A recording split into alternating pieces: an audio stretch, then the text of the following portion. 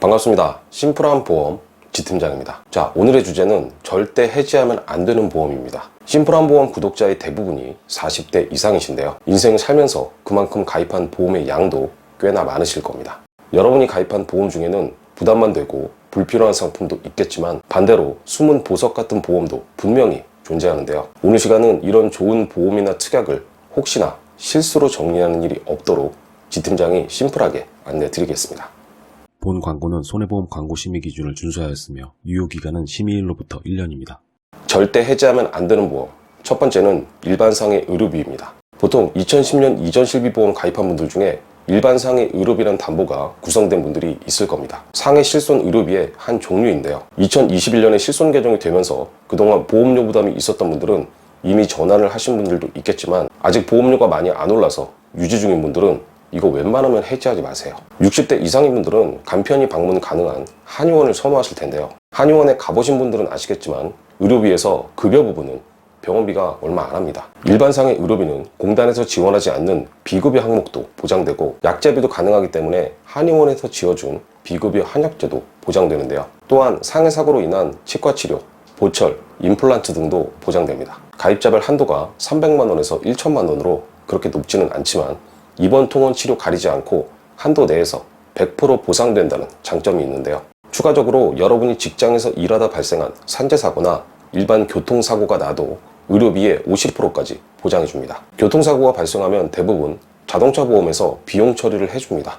당장 내가 부담할 금액이 없는 거죠. 그런데 내가 병원비를 내지 않아도 치료비의 50%를 여기서 받게 되는 겁니다. 엄청난 혜택인 거죠. 단 사고가 발생한 이후 180일 한도로만 보장되고 상급병실 차액은 보상하지 않는다는 단점이 존재합니다. 혹시라도 방금 설명드린 내용 중에 해당하는 부분이 있다면 지금이라도 청구해 보시고요. 일반상의 의료비는 여러모로 활용성이 넓은 아주 좋은 담보입니다.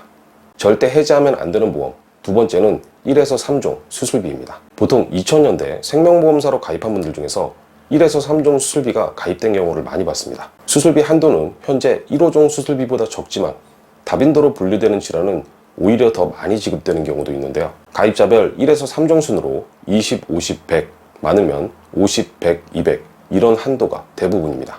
당연히 종이 높아질수록 많은 보험금이 지급되는데 후자인 200만 원 기준으로 안내 드리겠습니다. 임플란트 치료 이전에 뼈가 튼튼하지 않거나 부족한 경우 골 이식제를 잇몸뼈에 이식하는 경우가 있는데요. 1, 3종 수술에서는 이런 치조골 이식 수술이 2종으로 지급됩니다. 나이 드신 분들에서 임플란트 시술 시에 100만 원이면 엄청난 도움이 되겠죠. 또한 일반 수술비에서 잘 보장하지 않는 치액이나 제왕절개 등의 수술 시에도 1종에서 보장하고 요로결석으로 인한 체외 충격파, 쇠석술의 경우 2종에서 보장합니다. 60세 이상에서 다빈도로 분류되는 수술 중에 하나가 바로 백내장 수술인데요. 보통 1호종 수술비는 백내장을 1종에서 20만 원 정도로 지급하지만 1, 3종에서는 백내장 수술을 2종에서 보장하기 때문에 실질적인 혜택이 더 큽니다. 한마디로 큰 질병에서는 전체 한도가 높은 1호종 수술비가 더 유리할 수 있겠지만 다빈도로 분류되는 수술에 한해서는 1, 3종 수술비의 장점이 더 크다는 거죠. 실비보험이 있어도 중복, 반복 보장이 되는 것이 수술비입니다. 현재 1에서 3종 수술비를 보유 중이라면 꼭 유지하실 것을 권해드립니다. 절대 해지하면 안 되는 보험 세 번째는 2008년 이전에 가입한 암보험입니다. 보통 2008년 이전의 암진단비는 기타 피부암인 C44 코드를 제외한 모든 암을 일반암으로 보상했는데요. 가입 상품에 따라서 경계성 종양, 상피내암을 제외하고 일반암으로 지급하는 곳도 있었습니다. 이 두 가지의 공통점은 갑상선 암을 일반암으로 지급한다는 것인데요. 한국인의 암 발병률 통계를 보면 남녀 전체에서 가장 많은 암은 갑상선암입니다. 50대나 60대 분들은 주위의 친척이나 지인만 보셔도 중요성을 아실 텐데요. 작년 말부터 유사암 한도가 크게 낮아진 상태이기 때문에 갑상선암을 포함하는 암 진단비라면 반드시 유지하시는 게 좋겠습니다. 이 시기의 상품은 물론 메리트가 있지만 단점도 있는데요. 보통 이 시기에 가입한 보험의 만기가 80세라는 점입니다. 간혹 문의를 주시는 분들 중에 80세 만기는 너무 짧으니까 갈아타는 게 낫지 않냐라고 여쭤보시는 분들이 있는데요. 중대질환 진단비는 80세 만기만으로도 충분한 가치가 있다고 봅니다. 90세나 100세 만기가 필요하면 작게나마 보완을 하면 되는 것이지 단지 80세 만기라고 해서 이걸 해지하고 재가입하는 건 전혀 권해드리지 않습니다. 이 시기에 암 진단비를 가입한 분들은 증권을 꼭 확인해 보시고 갑상선이라는 문구가 없는 진단비라면 만기를 떠나서 절대 해지하시면 안 되겠습니다. 네 번째는 2019년에서 2022년까지 가입한 유사암 진단비입니다. 현재의 유사암은 갑상선, 기타 피부암, 경계성 종양, 제자리암을 의미하고 경증암이자 초기암으로 발병 확률이 높은데요. 2019년에서 2022년까지 가입한 암보험은 이 유사암 진단비의 한도가 상당히 높았습니다. 일반암이 3천만 원이면 유사암도 3천만 원, 심지어 일반암 5천만 원, 유사암 5천만 원 이렇게 1대1로 가능한 것도 있었는데요. 대개 어린이 보험이나 30대 암보험에서 이런 구성이 많았습니다. 여러분이 가입한 보험에서 이렇게 유사암의 비율이 높다면 이건 절대 해지하시면 안 됩니다. 2022년 10월부터 금감원의 지침상 유사암은 일반암이 20%만 넣을 수 있게 바뀌었는데요. 일반암이 5천만 원이면 유사암은 이제 1천만 원밖에 넣지 못하는 거죠.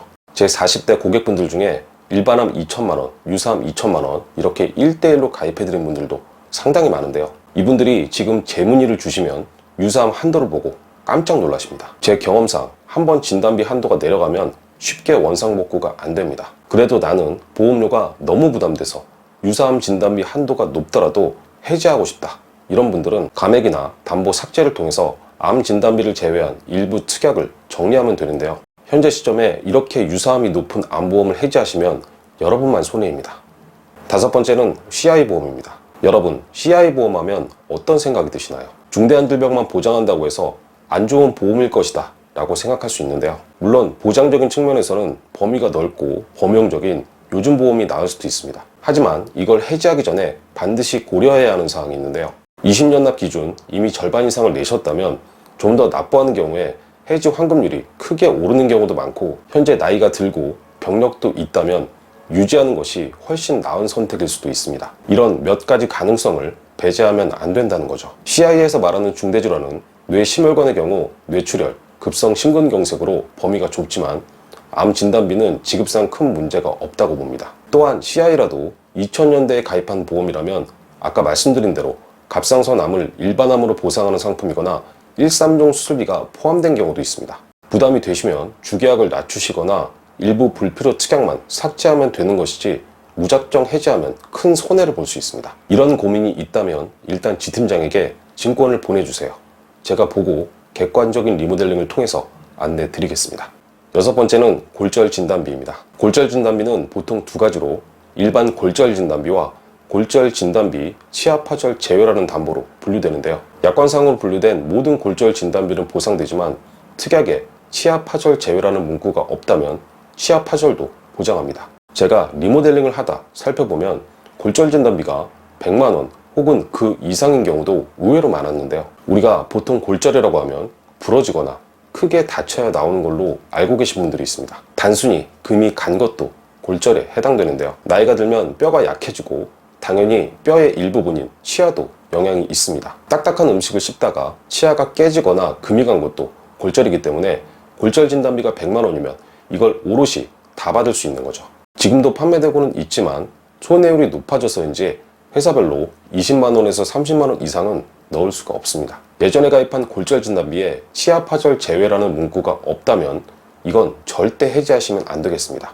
절대 해지하면 안 되는 보험 마지막 7번째는 가족 일상생활 배상 책임입니다. 아시다시피 이 담보는 내가 가입하면 우리 가족 구성원 모두가 보장되기 때문에 상당히 유용한 특약인데요. 하지만 최근에 가족 일상생활 배상 책임은 대물에 대한 자기부담금이 20만 원이고 특히 많이 발생하는 누수사고의 경우에 자기부담금은 50만 원입니다. 누수사고에 자기부담금이 50만 원이나 되면 이건 너무 많지 않나 생각하는데요. 시간이 지나면 물가도 오르기 마련이라서 이런 자기부담금도 계속 높아지고 있는 추세인데요. 여러분이 가입하신 보험에 가족 일상생활 배상 책임이 있다면 일단 자기부담금이 얼마인지부터 확인해보세요. 보통 2009년 이전에 가입하셨다면 대물에 대한 자기부담금이 2만 원일 겁니다. 누수에 대한 자기부담금도 당연히 2만 원으로 책정되겠죠. 보통 이 시기에 실비보험이나 암보험에 가입하시면 을에 넣어드리던 담보였는데요. 타인에 대한 책임 부분이 점점 강화되는 시대입니다. 가족 일상생활 배상 책임의 자기부담금이 2만 원인 분들은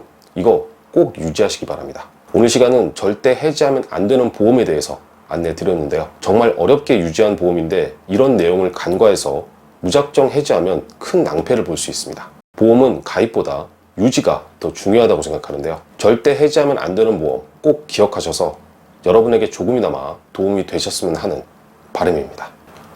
오늘 영상을 보시고 궁금한 점이 있거나 보험 리모델링을 원하시는 분들은 지 팀장에게 전화나 카톡으로 언제든지 문의를 주시기 바랍니다.